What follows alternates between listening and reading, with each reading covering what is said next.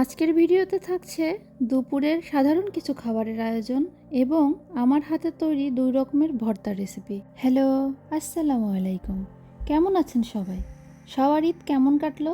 Welcome জানাচ্ছি আমার নতুন আরও একটি ভিডিওতে। ঈদের পর থেকে গরুর মাংস খেতে খেতে আর ভালো লাগছে না, তাই ভাবলাম একটু নর্মাল খাবার যেমন ভর্তা, ভাত, ডাল এসবই রান্না করি। আজকে আপনাদের সাথে আমার হাতের খুব মজার 2টি ভর্তার রেসিপি শেয়ার করব। তাহলে চলুন শুরু করি।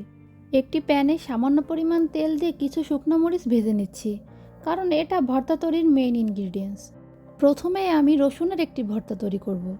তার জন্য চুলায় একটি প্যানে সামান্য কিছুটা তেল দিয়ে কয়েকটা রসুনের কোয়া দিয়ে দিব। কিছুটা সময় নিয়ে রসুনগুলো ভেজে নিব, যেন রসুনের কোয়াগুলো সেদ্ধ হয়ে যায়। রসুনের কোয়াগুলো একটু বাদামি করে ভেজে নামিয়ে নিব এবং একই প্যানে আবারও কিছুটা তেল দিব। আরও দিব হাফ চামচ পরিমাণ কালো জিরা এবং 1/3 কাপ পেঁয়াজ কুচি।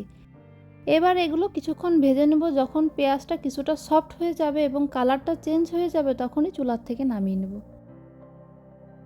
এবার ভর্তা তৈরির ফাইনাল প্রসেস। 4টার মতো শুকনো মরিচ স্বাদ মতো লবণ দিয়ে ভেঙে নেব। তারপরে দিয়ে দিব ভেজে নেওয়া পেঁয়াজ ও রসুনগুলো। এবার সব কিছু সুন্দর করে মিশিয়ে নেব এবং সর্বশেষে দিয়ে দিব কিছুটা ধনিয়া পাতা কুচি। সব কিছু ভালোভাবে মিশিয়ে নিলে ফাইনালি রসুন ভর্তা রেডি। এবার তৈরি করব টমেটো ভর্তা। তার জন্য প্রথমে আমি টমেটোগুলো 2 ভাগ করে কেটে নিচ্ছি। এবার চুলায় একটি প্যানে সামান্য তেল ও লবণ দিয়ে টমেটোগুলো ঢাকনা দিয়ে সেদ্ধ হতে দেব। টমেটোগুলো সেদ্ধ হয়ে গেলে এ পর্যায়ে ভাজা ভাজা করে নামিয়ে নিব।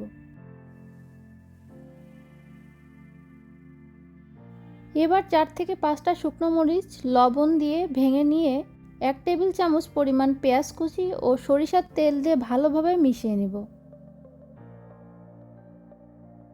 এবার দেব ভেজে রাখা টমেটোগুলা। এবার হাত দিয়ে ভালোভাবে টমেটোগুলোকে গলিয়ে নিতে হবে এবং সামান্য ধনিয়া পাতা কুচি দিয়ে মাখিয়ে নিলে তৈরি টমেটো ভর্তা। এর সাথে আমি আলু ভর্তাও করেছিলাম। আলুটা আমি পেঁয়াজ বেরেস্তা করে ভর্তা করেছি। সাথে আমি আরও তৈরি করেছিলাম ধনিয়া পাতার চপ। ভর্তার সাথে ভাজা পোড়া কিছু একটা হলে দারুণ লাগে। ফাইনালি আমার সব দুপুরের খাবার রেডি।